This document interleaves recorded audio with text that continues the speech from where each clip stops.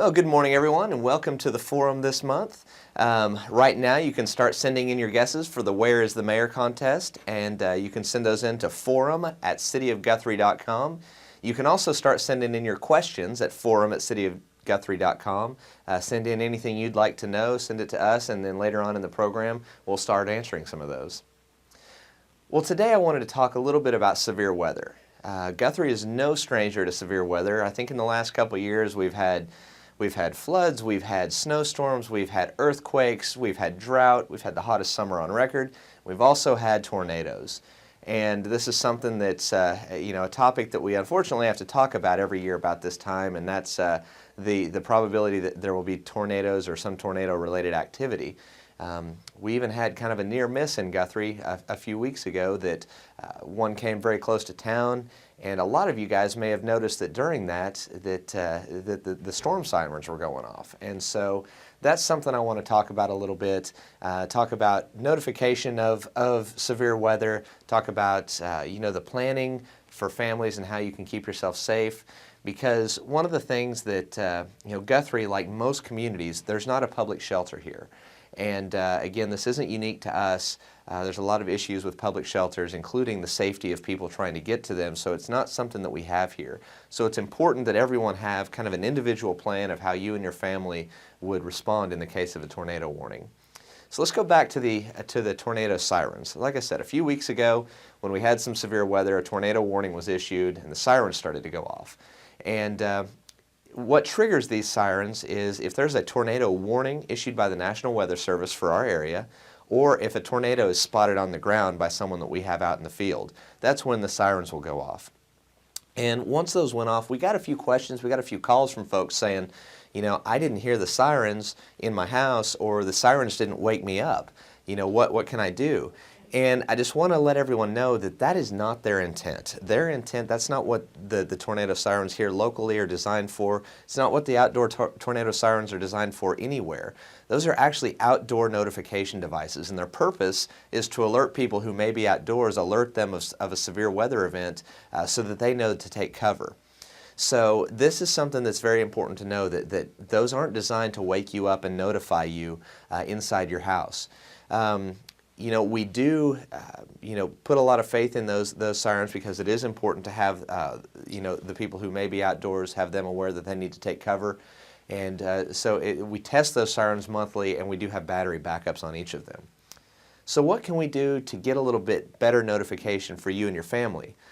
Well, I think it's a good idea for everyone to have a weather radio. You can go get those at a variety of stores around town, and that'll help keep you safe. That'll give you issues from the National Weather Service. But also, we've got a very exciting program that we use here at Guthrie called Code Red, and through that program you can sign up for the weather warning system. And this is something we're very proud of, because I think it provides a very good level of notification and safety for the community. Code Red is a emergency notification system where we can send out a notification based on an event. Say we've got a missing child, a chemical spill, a road's going to be closed. We can issue those things, and everyone is automatically signed up for that portion of it. But there's also something called the weather warning system.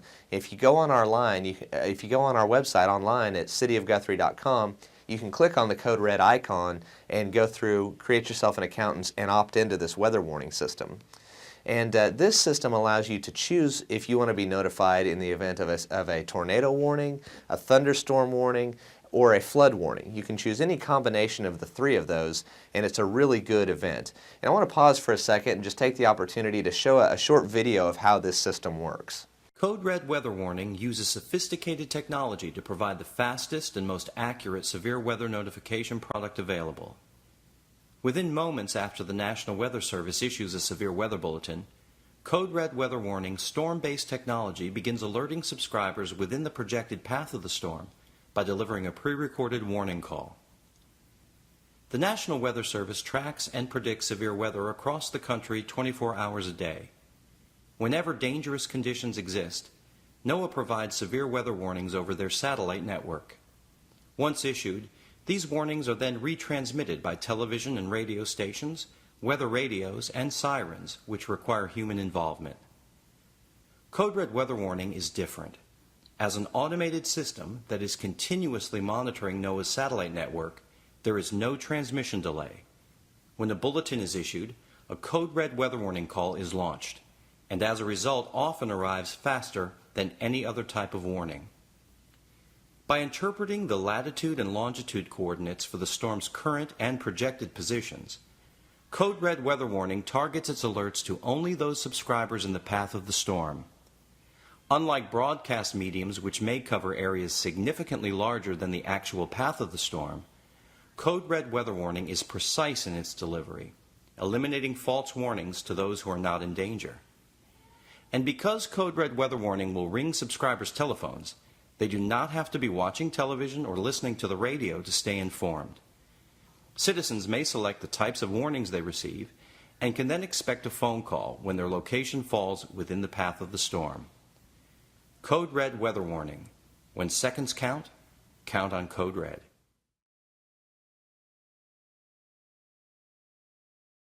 Now that we've seen how this system works, I think hopefully everyone will take the opportunity to go online and sign up for this, because it really does make a difference. They do a really good job of notifying people in the event of a severe situation, and I think it would be something that would be beneficial to all of our residents.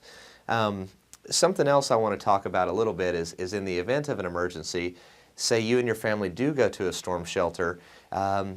Sometimes, in a horrible event, there may be debris that covers storm shelters. And we have an option here, like many communities, where you can go and register your shelter. You can find this online, you can find this at our website, but you can also go to the fire department to register your storm shelter. And this allows us to know where your storm shelter is located, so that our search and rescue crews can make sure that you're safe if something does happen and there may be debris on top of the shelter. So it's a very serious time of year, and something we all need to pay close attention to the weather. We all need to be cognizant of what's going on around us, and because it's very important for to keep you and your family safe. In going with that, our tip of the month is along these same lines. So let's turn it over to David Ball, who's our emergency manager, to give us some tips of how to stay safe during tornado season. Hi, I'm David Ball. I'm the emergency manager for Logan County in the city of Guthrie. I just wanted to remind everybody that our outdoor sirens that the city of Guthrie has are what we call them. They're outdoor warning devices. They're not made to be heard in your house. They're for the folks that are outside doing different activities. If you can happen to hear them in your house, that's a bonus. If you're outside and hear the sirens, we'd ask that you would go inside and seek more information, whether that be turning on the radio, the television, the internet. We'd also like to remind the citizens of Guthrie that if you hear the signal for the sirens is a 3-minute steady blast, and we do not blow an all-clear siren.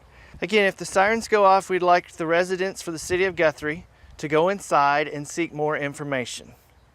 My name is David Ball. I'm the emergency manager for the city of Guthrie and Logan County. Matt, back to you. All right. Well, we're here today with a very special guest. We've got District 20 Senator A.J. Griffin with us today, and newly elected to the area. So thank you for taking time out to come talk to us. I'm sure that it's a little bit hectic and a little bit busy right now. It has. It's been a very busy week. Very busy week. Was sworn in on the 11th at 9 o'clock and took my seat on the Senate floor at 9:30. Well, very exciting. And this is all happening mid-session, right? Yes. So it's got to be quite an experience. It's got to be an experience anyway, but hopping in right in the middle of things has got to be very, very hectic. Had to be ready to hit the ground running and get up to speed as quickly as possible. But I will say that my fellow senators and the Senate staff in particular have been great and been huge helps, and I feel like we're learning everything that we need to learn to properly do the job. Right. Well, and kind of the reason for you starting out, mid-sessions, kind of got a little bit of a history, over the last year or so with the redistricting and the passing of the current senator. Give us a little history of what led to the special election and kind of where we are now. Of course, in Oklahoma, every 10 years, both the House and Senate districts are realigned to account for changes and shifts in population. And we became part of a new Senate district, District 20, that encompasses all of Logan County, Noble County, Pawnee County, and then the vast majority of Kingfisher County as well. David Myers was our senator, would be assigned to Senate District 20, although he did reside in Ponca City. But he was a senior member of the Senate, and so they knew he would do an outstanding job, and he unfortunately passed away last November. So we had the primary election the 14th of February and the general election April the 3rd, and then I took office on the 11th. So. Well, and that's, it's a very, very big step and a big decision for anyone to make, not only to serve in this very important capacity, but also to put yourself out there and campaign and run. What was your motivation to get involved and to take this step? Well, in my role as Executive Director at Logan Community Services, I've learned a lot about state government over the last several years, work with 6 different state agencies pretty closely. And so, of course, like most Oklahomans, had a few frustrations along the way, but I felt like I was pretty comfortable with the process. And then our lovely Mary Coffin at the city, at the chamber here in Guthrie, approached me one day and simply asked if I'd ever considered running. And I hadn't at that point, not specifically for this seat, but made me think about it and asked my husband what he thought, expecting him to say terrible idea, but he thought it was a great idea. My mother reacted in the same way, and whenever I had the support of my family, the time was right for us as a family. Things are going well at Logan Community Services, and I felt like I could step away for a little while, and my fantastic staff there could keep everything going without my full-time attention. And things happened to go well in the campaign, and here we are. Yeah, well, that's. I couldn't imagine going through that, and the district that you have is so large, and I didn't realize how big it was until I was going home to see my parents in Fairview, and I take all the back roads, all the farm roads that I've taken since I was a kid to get here, and all the way to Loyal. I saw some of your signs, and that was really what struck me is, how big the district is, and it's I guess. Makes sense because once you get out of the Logan County area, it's pretty rural. It really and truly is. It's very diverse. When you look at going all the way to Keystone Lake and the unique characteristics of Pawnee County, then of course the South Logan County area that's really kind of more urban in nature. It encompasses a lot of area, but that was the best part of the campaign. I've made my home in Guthrie for nearly 20 years, and feel very comfortable with the folks here. But it was a real pleasure to get to know people in the communities of Hennessy and Perry and Pawnee and Cleveland and Ralston, and there's a lot of them, Lomega and Dover, and. Yeah. But I grew up in a town that was very similar to many of those, and so I feel at home in all those places. Spent the evening last night just in Pawnee at their chamber banquet, which is a lot like ours, just fewer people, but it's a lot like Guthrie, and it's been a lot of fun to understand the differences in those communities and the similarities. Yeah. Oklahomans are Oklahomans, and we all kind of have the same basic values and goals, and want to take care of our neighbors, and a real attitude of service, and I see that in all these communities. Yeah. Well, and that's, I'm sure that all of the communities, I'm sure that they've all given you a warm welcome, and you'll do great for all of them. But I have to say, we're a little bit excited around here to have a senator that's actually from Guthrie. I think it's been a while since we've had someone who lived in the Guthrie community who was representing us at the Senate level. It's been since the 1960s. Wow. So it's been a long time. And of course, Guthrie was known for many years because of the service of Frank Davis in the State House for so long. And he's still kind of a legend at the Capitol, I have found. And still known by many, many people, but it's been a while since we've had anyone in the Senate, and it is great to be from Guthrie and to be able to speak with authority on some of the history of the state, and the fact that the capital's in Oklahoma City, but we know where the heart and soul of Oklahoma lies. Right. And I tease my fellow senators and say, I represent the best part of Oklahoma. And in all its diversity from Oklahoma City urban area all the way through the beautiful North Noble County plains with the oil rigs and wheat fields. So it's a great place to be from. Yeah. Well, I know you, so I know that you're very into fitness and that you are very active. But I have to ask, do you think that you're going to have to step up the fitness routine now? Because with a district that big, I can imagine that you're going to have at least one bean dinner or pancake feed or barbecue social to go to at least every night of the week. Matt, my eating has been awful, and there's always dessert at the Capitol. I said, what's the deal with all the dessert? Someone's always bringing pecan pie and ice cream, and there's dessert everywhere. I will say that I work really hard. My office is on the 5th floor. Okay. So unless I'm carrying something, I'm taking the stairs. Yeah.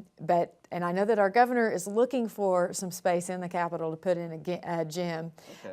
and I support her 100%. That was one of my first questions I asked one of my fellow senators. I said, "Is there a gym here?" And his response was, "Look at us. Do we look like there's a gym here?" Oh, that's funny. That's funny. But it's a great group of guys. It really is. And ladies, I'm the 5th woman in the Senate, so we're outnumbered, but we grew one by one when I started, and we doubled the size of the Republican Women's Caucus. It went from 1 to 2. Okay, well, that's exciting. That's very exciting. I'm sure you're going to make a huge impact. So what, and I know, not to put you on the spot, because I know that you're, like you said earlier, drinking from a fire hose right now, trying to get all the information and learn the ropes in mid-session. But so far with what you've seen, what are some of the things you hope to accomplish? Well, of course, part of my motivation for running is my interest in health and human services and quality programs for children and families, and have made requests, and I know that will be one of my committee assignments is the Health and Human Services Committee, and I've already been approached with to provide input on several of the current bills regarding the DHS lawsuit and some of the things that are happening in the mental health realm.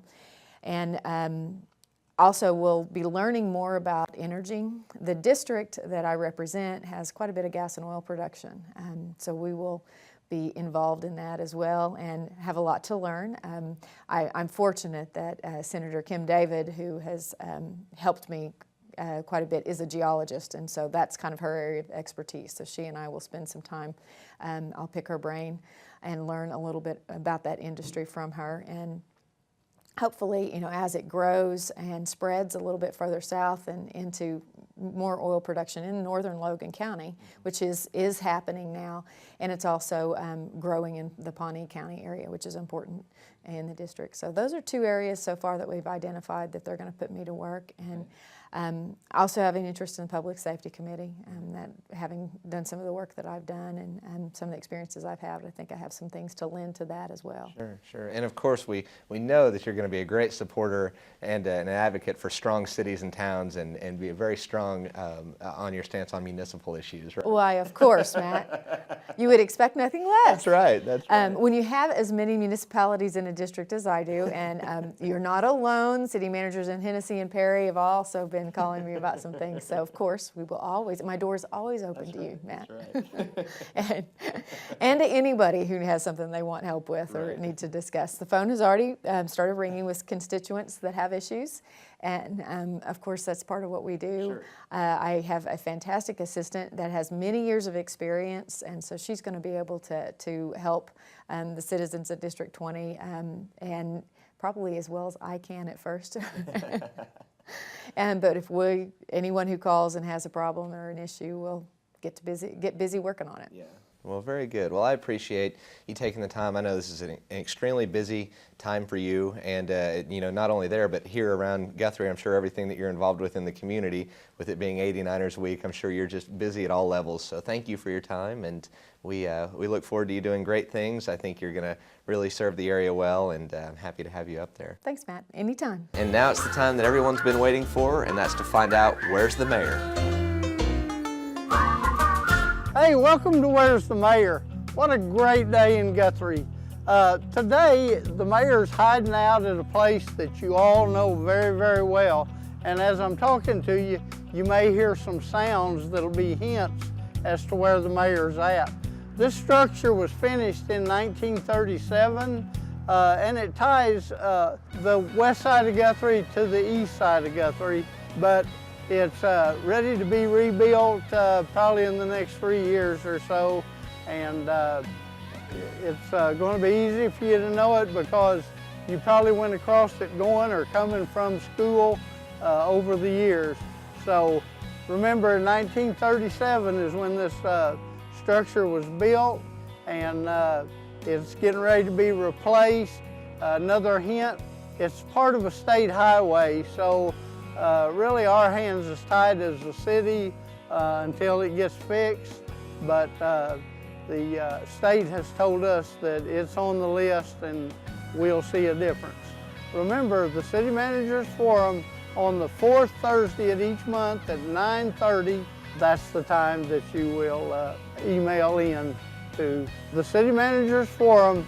Like I say, about 1937 this structure was finished, and it ties the east side and the west side of Guthrie together. Be ready, the fourth Thursday of each month at 9:30, the City Managers Forum. Until I see you again, keep the corners of your mouth up. We're here with Cindy Leehan, and we've got a little bit of sad news that we have to talk about before we get to the contest. Oh. You know, we've got our superstar here, and apparently, you know, other people have been watching the forum, and she is. This is going to be the last time that she's with us on the forum because she is leaving us high and dry and taking another job. So, let's have a short interview. What was it that made you leave such an awesome place? The city, you know, the city of Guthrie. You can't get anywhere better. That's right. You really can't get anywhere better. That's why it was so hard, and that's why I'm going to miss it so much. Even though I didn't really expect him to ask me that, that's okay. That's right. You know, she's put me on the spot, having to find a replacement. I can put her on the spot on live TV, right? So. He is. But that's quite all right. I've really enjoyed being at the City of Guthrie. I've been here for 6+ years. That's great. Which is a long time. And how many? That's like 8 city managers, right? Almost.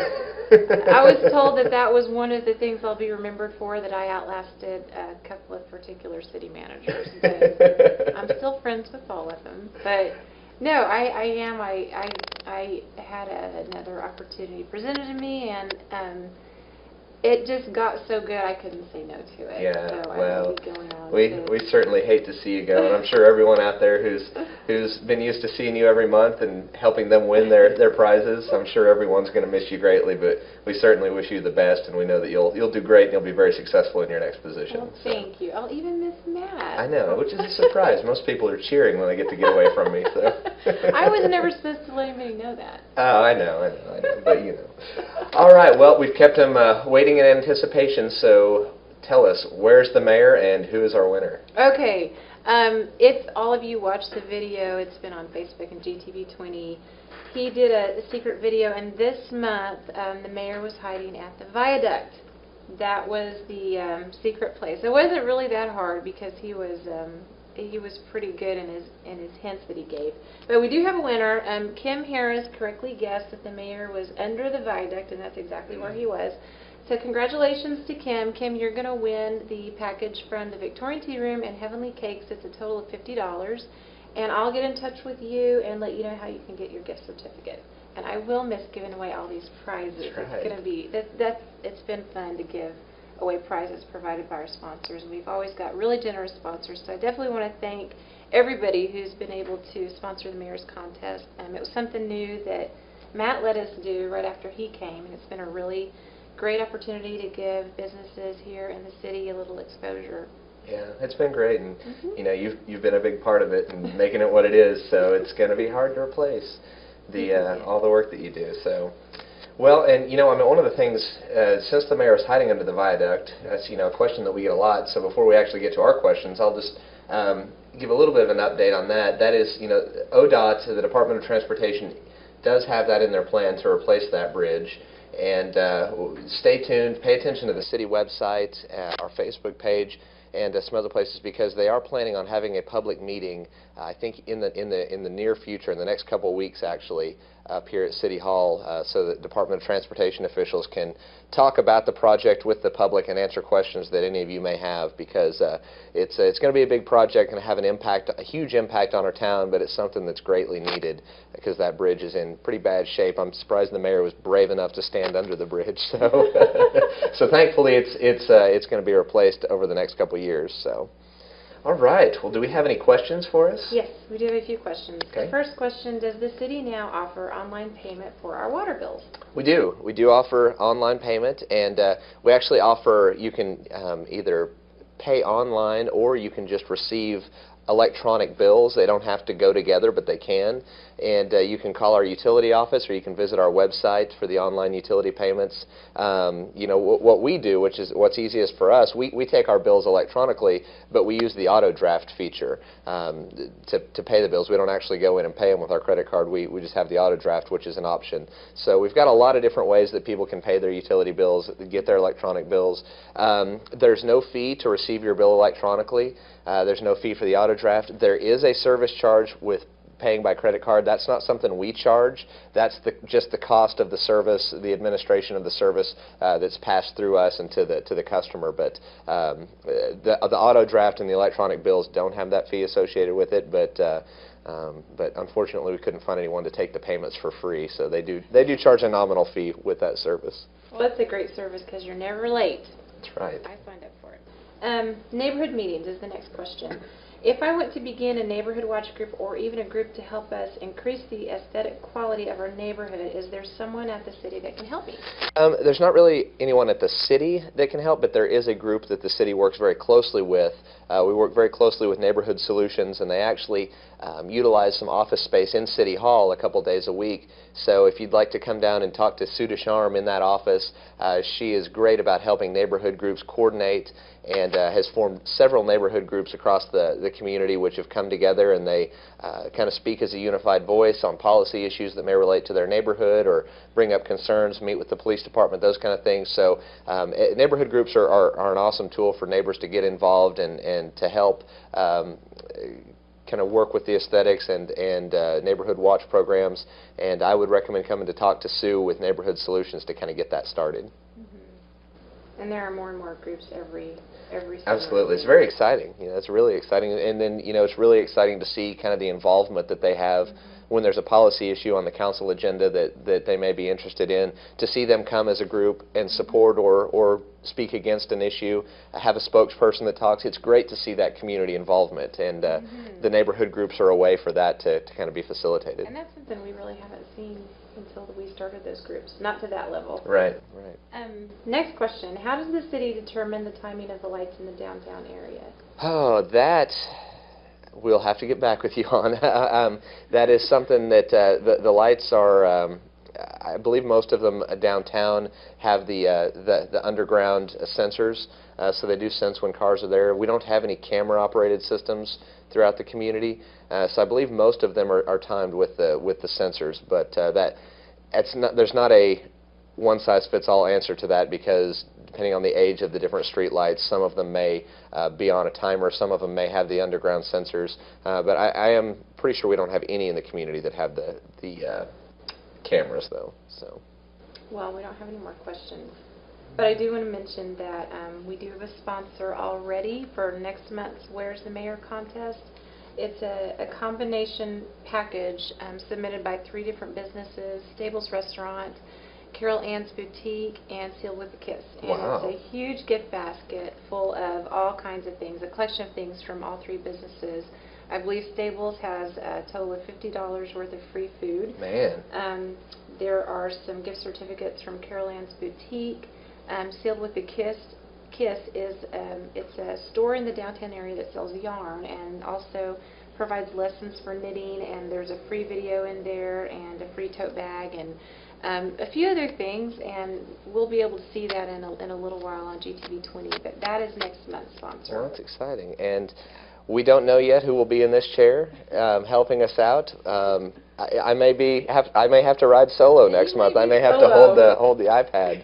But you know, again, I do want to thank you for all that you've done for the city. Not just you know, I know you had a long tenure here before I got here, but I know that as a new city manager coming in, first-time city manager, there's no way I could have done my job without you. So you definitely, you know, you're going to be missed, and wish you the best of luck. And thank you for all that you've done for the community and establishing this program and working with all the people who win and most of all, corralling the mayor and getting him to, be in the right place at the right time when he's doing his filming and his food for thought spots. So that's why this is really 2 jobs in one. That's right. That's right. I mean, you get into a whole different playing field when you have to wrangle the mayor around. Yeah, that's true. But we couldn't have done it without you either, Matt. I mean, you gave us all the chance to come together and have this program. It's been a huge hit. Well, it'll be great. So you'll have to watch us online. Yeah, I will. So, all right. Well, thanks for tuning in, and we'll see you next month. Stay tuned, because right after the program, you will see the first viewing, the world premiere of the next month's Where's the Mayor?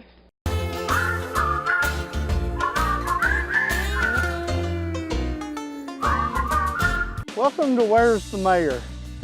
Today I'm at one of Guthrie's lakes. That's as good a hint as I'm going to give you. I want to know which one I'm at. This lake was finished between 1935 and 1937. I actually have some pictures of it with the bulldozers and the equipment down in it. Didn't have a drop of water in it. So that was in about between 35 and 37. I want to know which lake I'm at. We have 2, Liberty Lake and Guthrie Lake, but I want to know which one I'm at to win the big prize this month.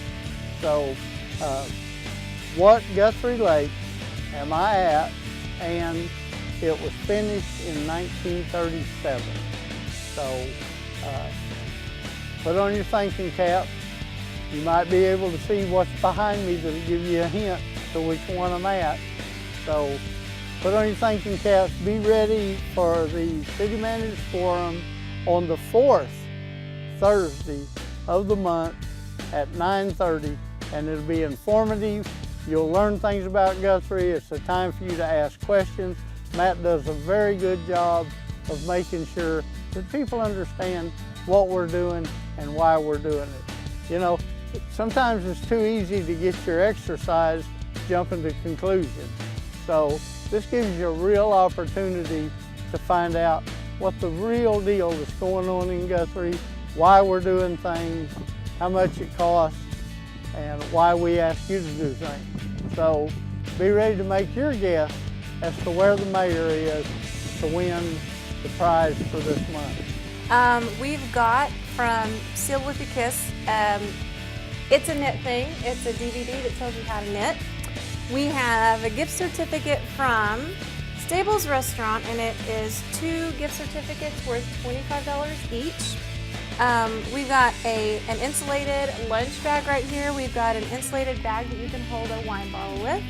We've got a tote. We've got a coupon for 20% off your next spring purchase from Carol Ann's Boutique.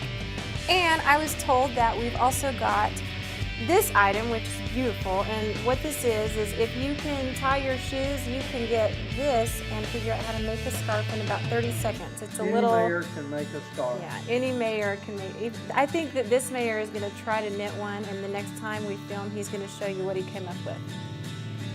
Right? Now, the only way you can feel the love from these 3 Uptown gals is to tune in on the 4th Thursday of this month at 9:30 to the City Managers Forum, and you can correctly guess where the mayor is hiding. This segment runs all month long on GTV 20, and it's posted on our City of Guthrie Facebook and our City of Guthrie YouTube channel. So have a great week. Enjoy, and remember, keep the corners of your mouth up.